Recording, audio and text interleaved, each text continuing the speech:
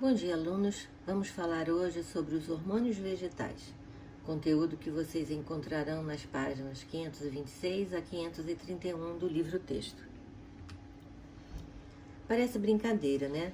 Mas as plantas, assim como os animais, apresentam substâncias responsáveis por seu desenvolvimento e crescimento.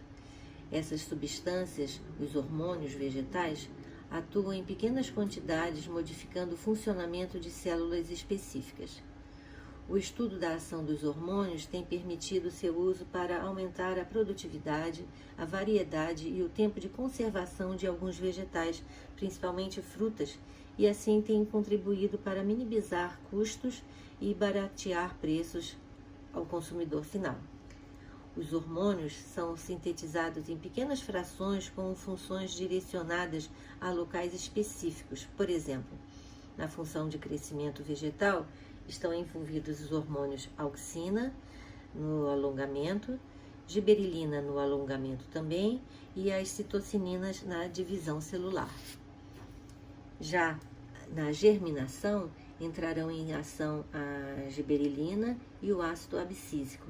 Na redução do metabolismo vegetal, vê-se a influência do ácido abscísico e na maturação o etileno, que é um gás. Os fitocromos, como também são chamados os hormônios vegetais, são substâncias orgânicas atuantes em diversos órgãos das plantas, raiz, caule, folha, flor, fruto, e responsáveis pelo crescimento e desenvolvimento do vegetal. A produção hormonal pode, conforme a espécie vegetal, obedecer imediatamente a fatores climáticos, sendo observado à medida que se sucedem as estações do ano, primavera, verão, outono e inverno. Fatores externos como intensidade luminosa, temperatura, umidade e concentração de gases influenciam na formação e amadurecimento dos frutos, abscisão foliar, que é a queda das folhas, floração e crescimento do caule e da raiz por alongamento celular. Os fatores internos são basicamente químicos e são chamados hormônios, substâncias orgânicas que desempenham uma importante função na regulação do crescimento. No geral, são substâncias que atuam ou não diretamente sobre os tecidos e órgãos que os produzem. Sim, existem hormônios que são transportados para outros locais, não atuando em seus locais de síntese. São substâncias, como eu falei, ativas em quantidades pequenas, produzindo respostas fisiológicas específicas. Por exemplo, a floração, crescimento e amadurecimento de frutos. A palavra hormônio vem do termo grego hormon, que significa excitar. Porém, existem hormônios inibidores, sendo assim, é mais conveniente considerá-los sendo reguladores químicos.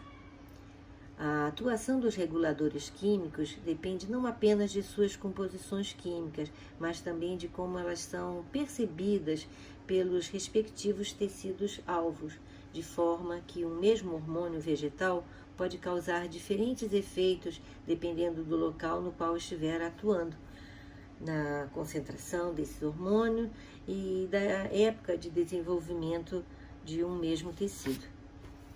O crescimento vegetal ocorre de forma orquestrada pelo desenvolvimento celular programado e pela sua modulação por sinais ambientais como temperatura, disponibilidade de água, fotoperíodo, que veremos depois, e intensidade luminosa.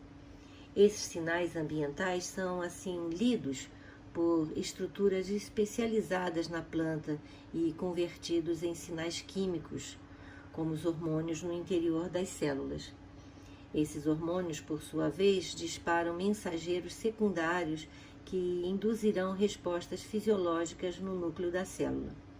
De forma geral, essas respostas dependem de um estímulo mínimo para que ocorram. Por isso, a concentração e o balanço entre os hormônios, bem como a presença e o número de receptores para aqueles hormônios nas células-alvo, são elementos muito importantes para que uma resposta fisiológica seja desencadeada. Atualmente, são identificados 5 grupos de hormônios vegetais: as auxinas, as berilinas, as citocininas, o ácido abscísico e o etileno. Uma das primeiras evidências da existência de substâncias reguladoras do crescimento em plantas foi obtida por Charles Darwin e por seu filho Francis Darwin. Esse experimento foi feito em 1881. Eles estudaram o fototropismo de plantas jovens de aveia, isto é, a tendência que as plantas têm de curvar-se em direção à luz. Em suas experiências, os cientistas cobriram a ponta de coleóptilos de aveia com papel à prova de luz, verificando que, neste caso, elas deixavam de curvar-se quando iluminadas lateralmente, passando a crescer eretas. Os coleóptilos consistem em células muito semelhantes que são especializadas para desenvolverem um crescimento por esticamento. Quando se remove o ápice do coleóptilo, a planta deixa de crescer e também não se curva em direção a uma fonte de luz unilateral. Os Darwin concluíram então que a extremidade do coleóptilo é capaz de perceber a posição da fonte de luz, levando o caule a curvar-se em direção a ela. Então temos aqui na figura, o número 1 é o controle. O 2, o ápice está retirado e a planta cresce ereta. No número 3, temos o ápice coberto por um objeto que não deixa a luz passar, e aí a planta também cresce ereta. Em 4, temos o ápice coberto por objeto que deixa passar a luz, e então o vegetal cresce em direção à luz, assim como quando a base do vegetal que é coberta. Em 1926, o botânico holandês Frits Went fez um experimento que confirmou os estudos de Darwin. Ele provou que a remoção da ponta do coleóptilo inibe o crescimento do caule e que sua recolocação na extremidade decapitada restaurava esse crescimento. A conclusão foi que a extremidade do coleóptilo é fonte de uma substância que promove o crescimento das células mais abaixo. Wentz imaginou que se a extremidade cortada do coleóptilo fosse colocada sobre um pequeno bloco de gelatina, a substância que ele produzia iria se difundir para ela e poderia assim ser isolada e caracterizada. Então ele cortou as pontas de coleóptilos de aveia e deixou por algum tempo sobre blocos de gelatina. Depois ele botou os blocos de gelatina sobre as extremidades dos caules decapitados e observou que o crescimento era retomado, como se o próprio ápice do coleóptilo tivesse sido recolocado. Quando o bloco de gelatina era colocado assimetricamente sobre o caule cortado, este crescia curvando-se na direção oposta ao lado em que havia gelatina. Esse experimento foi então o primeiro a demonstrar a existência de um hormônio capaz de promover o crescimento das plantas. Ele deu o nome de auxina a essa substância e concluiu que o fototropismo nas plantas jovens de aveia é causado pela influência da luz sobre este hormônio. A auxina vai da parte do lado iluminado para o não iluminado, o que faz as células desse lado se alongarem mais do que o lado iluminado. Isso leva o caule a dobrar-se em direção à luz. As auxinas são produzidas nas extremidades dos coleóptilos de gramínea e nas pontas dos caules de diversas plantas.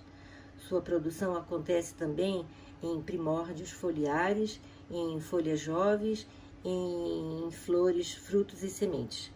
A partir dos locais de síntese, as auxinas se deslocam lentamente, cerca de 1 cm por hora, pelo floema, sempre para baixo, em direção à base de caules e folhas e à ponta das raízes. Um dos primeiros efeitos das auxinas é causar o alongamento das células recém-formadas a partir dos meristemas, promovendo o crescimento de raízes e caules. O efeito deste hormônio depende de sua concentração na planta. Em condições adequadas, ele promove o crescimento máximo das células. Em concentrações muito elevadas, porém, inibe o alongamento das células. a sensibilidade do vegetal às auxinas varia das diferentes partes da planta. O caule, por exemplo, é menos sensível que a raiz, por isso, uma concentração de auxinas que induz um crescimento ótimo do caule tem efeito contrário, isto é inibidor sobre o crescimento da raiz. Por outro lado, as concentrações de auxinas ótimas para o crescimento da raiz são insuficientes para produzir efeitos no caule. Então, as raízes são estimuladas em pequenas concentrações, os caules em altas concentrações e as gemas laterais por concentrações intermediárias. As auxinas também participam da formação dos frutos. As diversas sementes em desenvolvimento liberam auxinas que atuam sobre a parede dos ovários. As auxinas produzidas pelo meristema apical do caule exercem forte inibição sobre as gemas laterais, mantendo-as em estado de dormência. Essa inibição, conhecida como dominância apical, pode ser percebida quando se retira a extremidade de um ramo, eliminando o efeito inibidor de sua gema apical. As gemas laterais nas auxinas das folhas logo entram em desenvolvimento, produzindo ramos laterais. Se eliminarmos a gema apical, mas aplicarmos logo em seguida auxinas nas regiões cortadas, o desenvolvimento das gemas laterais continua inibindo, demonstrando assim que esse hormônio é responsável pela sua inibição. A técnica de poda usada em jardinagem consiste em eliminar as gemas apicais dos ramos para estimular a formação de ramos laterais. Se você curte jardinagem, já sabia disso, né? Esse hormônio também é responsável pela formação de raízes adventícias. E assim, as mudas têm maior chance de se desenvolver. As mudas são uma forma de multiplicação assexuada em que se utilizam pedaços de plantas matriz para se desenvolver a partir deles uma nova planta com as mesmas características da planta-mãe. As auxinas ainda estão relacionadas à queda de folhas velhas ou danificadas, de flores e de frutos. A queda natural de folhas, flores e frutos do caule, fenômeno conhecido como abscisão. Esse fenômeno resulta de alterações químicas e estruturais que acontecem perto da base do pecíolo. Ao envelhecer, as folhas, flores e frutos produzem cada vez menos auxina, cuja presença é necessária para evitar a abscisão. A diminuição do teor de auxinas leva à formação de duas camadas transversais de células especializadas, a camada de separação ou camada de abscisão e a camada protetora. Após a queda, a camada protetora permanece no caule, formando a cicatriz foliar no nó. Em certas plantas, se forem aplicadas auxinas no ovário, elas se desenvolvem em frutos, mesmo sem que ocorra fecundação. Essa técnica é utilizada para a produção comercial de frutos partenocárpios, muito apreciados por não terem sementes, tá? Mas no caso da banana, os ovários produzem auxinas em quantidade suficiente para estimular o desenvolvimento do fruto, mesmo sem que haja formação de sementes. E por último, sobre a auxina, vamos falar sobre tropismos relacionados às auxinas. Vamos voltar a falar sobre tropismo na próxima aula, ok? Os tropismos são os movimentos de crescimento das plantas em resposta a um estímulo externo. Eles podem ser positivos, quando em direção ao estímulo, e negativo, quando se afasta do estímulo. Vamos falar hoje sobre o tropismo, cujo estímulo são a luz, porque esta influencia no crescimento das diversas partes da planta, pois sofre interferência dos hormônios auxina, e também cujo estímulo é a força da gravidade da Terra, que também sofre interferência das auxinas. Primeiro vamos ver a interferência da luz na produção de auxinas, o dito fototropismo. A luz, de diferentes modos, nas diferentes partes do vegetal, sofre interferência interfere no crescimento do vegetal. Por exemplo, quando iluminamos o caule somente de um lado, verifica-se que as auxinas tendem a migrar e se concentrar no lado menos iluminado. Este acúmulo do hormônio estimula o crescimento, o alongamento das células desse lado, fazendo com que o caule se volte para a fonte luminosa. Aí, neste caso, dizemos que o caule tem fototropismo positivo, isto é, em direção à luz, em direção ao estímulo. Já as raízes, o aumento da concentração de auxina provoca inibição do alongamento das células desse lado, fazendo com que a raiz se volte para o lado oposto à fonte de luz. E nesse caso, então, dizemos que a raiz tem fototropismo negativo, contrário ao estímulo. Quando o estímulo é a força da gravidade, podemos observar que a força da que quando colocamos uma planta em posição horizontal, verificamos após algum tempo uma maior concentração de auxina do lado de baixo da planta. Aí, quando colocamos a planta assim deitada, isto é, na posição horizontal, as auxinas produzidas pela gema apical do caule migram para as regiões voltadas para o solo, o que faz com que as células desse lado se alonguem mais do que as células do lado oposto. Com isso, o caule se curva para cima. Na raiz, o aumento de auxinas do lado voltado para baixo inibe o crescimento celular. Aí são as células do lado oposto que se alongam mais, e isso faz com que a raiz se curve para baixo.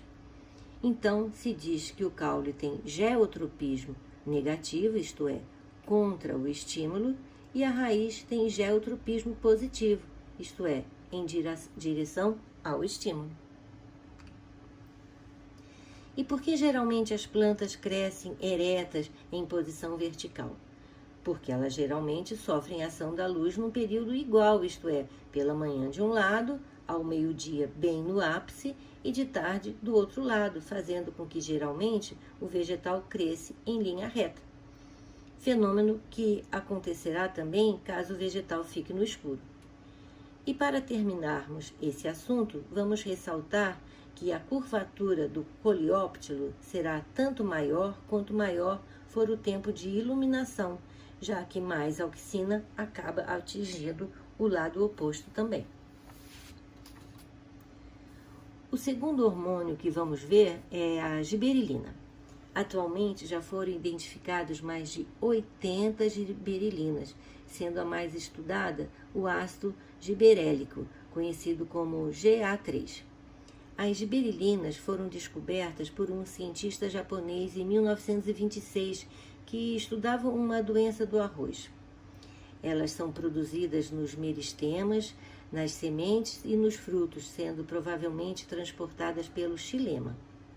Um dos seus principais efeitos é promover o crescimento do caule e de folhas, estimulando tanto as divisões celulares quanto o alongamento das células.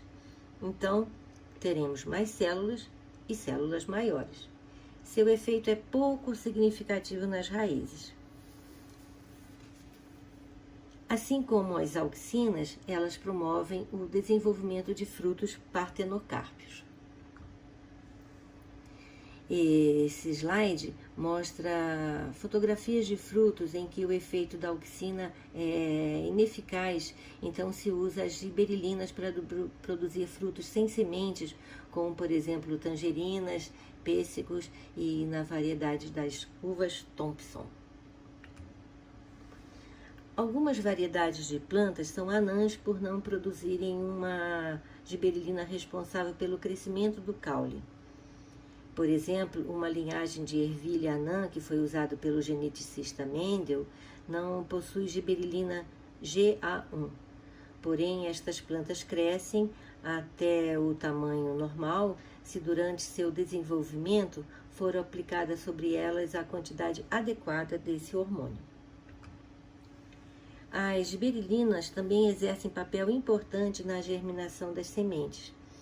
Quando as sementes absorvem água e a germinação começa, o embrião libera este hormônio que se difunde para os tecidos da semente e estimulam a síntese de enzimas hidrolíticas, as quais degradam moléculas orgânicas armazenadas no endosperma e nos cotilédones.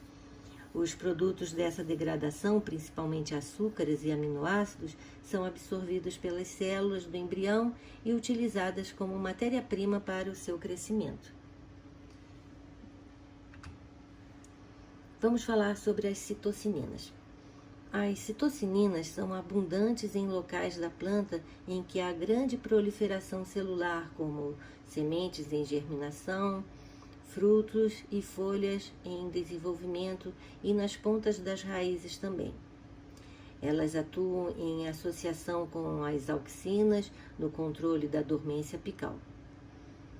Esses dois hormônios têm efeitos antagônicos, isto é, contrários. As auxinas que descem pelo caule inibem o desenvolvimento das gemas laterais, enquanto as citocininas que vêm das raízes estimulam as gemas a se desenvolverem. Quando a gema apical é removida, a ação das auxinas para e as citocininas induzem o desenvolvimento das gemas laterais. As citocininas também retardam o envelhecimento da planta. Ramos e flores cortadas e colocados em água envelhecem rapidamente pela falta desse hormônio. Todo mundo já sofreu isso quando comprou um buquê de flores e em alguns dias ele já estava morto. Quando se coloca citocinina na água dos vasos, as flores duram por mais tempo e é por isso que essa prática é comum no comércio de plantas. Os donos de floriculturas pulverizam citocinina sobre as plantas, as flores recém-colhidas e assim retardam o seu envelhecimento.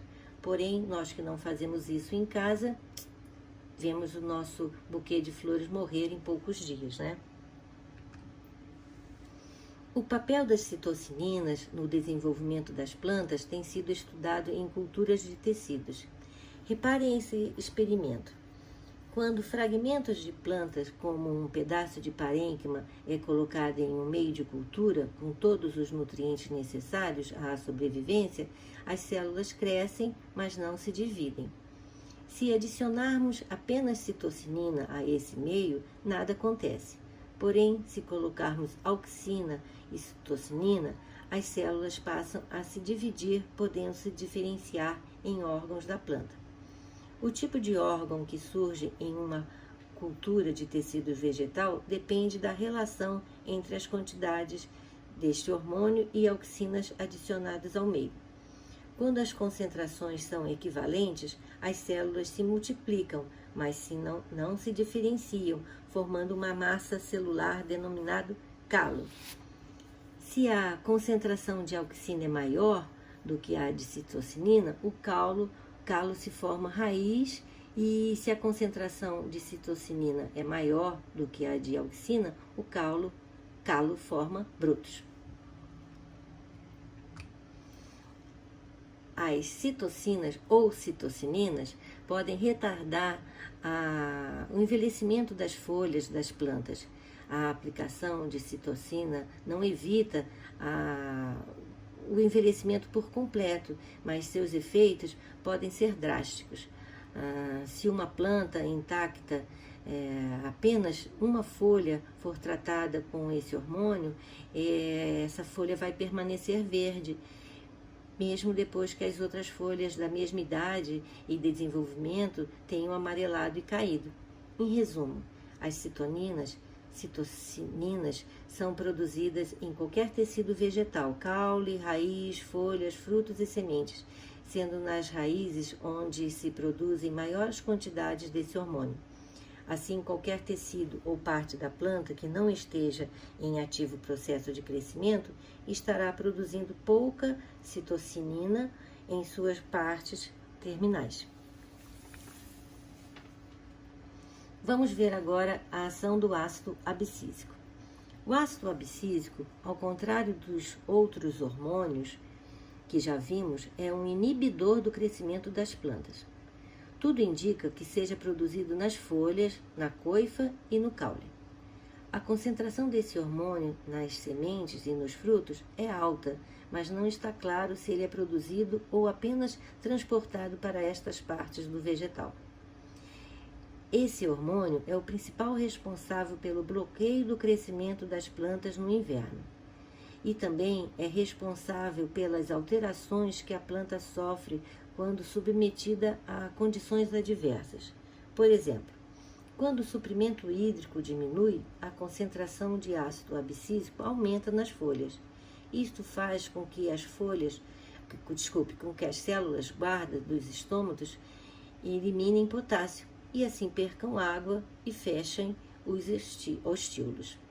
Outro efeito desse hormônio é causar a dormência da semente, o que dá ao embrião um tempo de espera para esperar as condições ambientais ideais para que ele brote. Uma técnica para se ter uvas maiores é tratá-las com este hormônio, pois o fechamento dos estômatos há uma retenção de líquidos e, consequentemente, aumento dos frutos. Vamos falar agora sobre o etileno. O etileno é um gás e é produzido por diversas partes da planta. Seu principal efeito é induzir o amadurecimento dos frutos. Certamente vocês já embrulharam o abacate no jornal para acelerar seu amadurecimento, não é? O jornal ajuda à retenção do gás que esta fruta está eliminando e assim ela vai amadurecer mais rápido. Mas também o etileno é o responsável pelaquela história de que uma maçã podre faz apodrecer o caixote todo. É verdade, uma fruta muito madura exala muito etileno e causa o rápido amadurecimento das outras que estão ali perto. Da mesma forma, bananas podem ser colhidas ainda verdes e aguardar seu amadurecimento fora do pé. Porém, os transportadores de frutas sabem bem que se essas ficarem muito tempo presas dentro da caçamba do caminhão, vão chegar ao destino já muito maduras e de pouco valor comercial. Um outro efeito do etileno é participar da abscisão das folhas, juntamente com a auxina. Nas regiões de clima temperado, a concentração de auxina nas folhas de certas plantas diminui no outono, o que causa a produção de etileno responsável direto pela queda das folhas. Esse processo faz parte da estratégia de reduzir a atividade durante o inverno, retornando-a na primavera.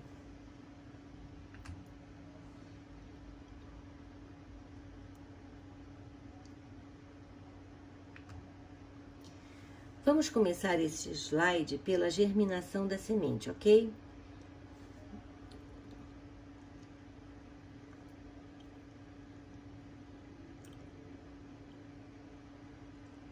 Vamos começar por aqui. Aí entram em ação as gibberelinas para o crescimento das partes do vegetal.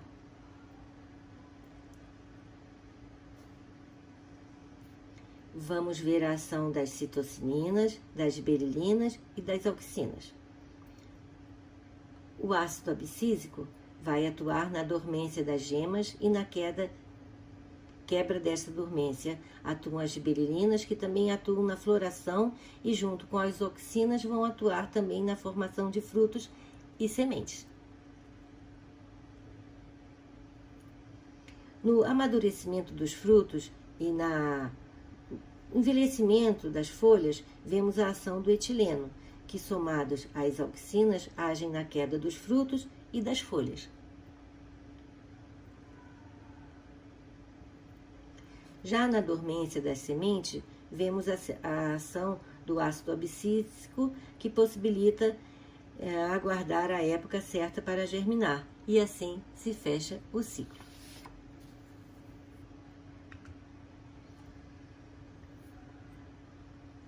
Esse quadro, então, resume toda a nossa aula e você deve sempre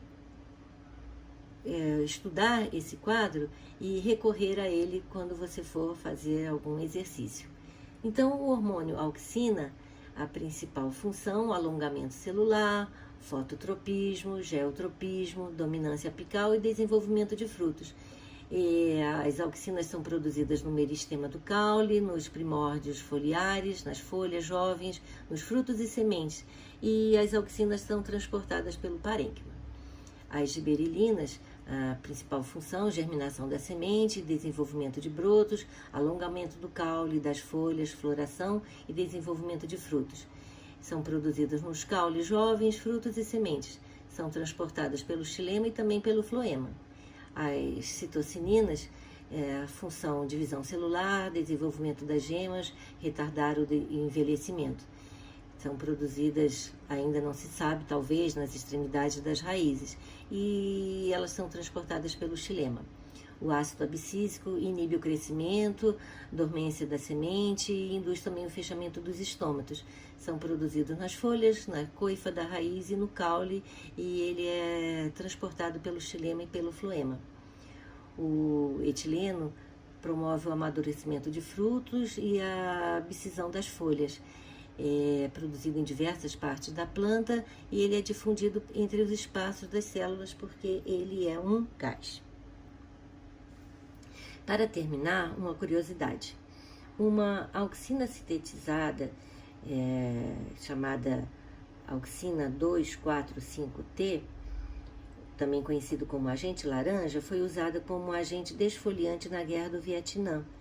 Foi demonstrado que essa substância é responsável por deformações nos embriões dos mamíferos. Os efeitos perigosos da substância decorrem de sua concentração por traços de benzodioxina, substância que se forma durante a fabricação do hormônio. Pesquisas recentes mostram que apenas 5 partes por trilhão dessa substância pode aumentar significativamente a probabilidade de ocorrência de cânceres de diversos tipos. Os Estados Unidos usaram essa substância para destruir plantações e revelar assim as posições do exército inimigo. Em concentrações muito grandes, as auxinas, esses hormônios estimulam a síntese de etileno, promovendo a abscisão foliar. E além de cancerígena, essa substância é abortiva e se acumula e persiste nos seres vivos e no meio ambiente também. Bem, alunos, por hoje é só. Espero que vocês tenham aproveitado bastante essa aula e então nos veremos na próxima aula, ok?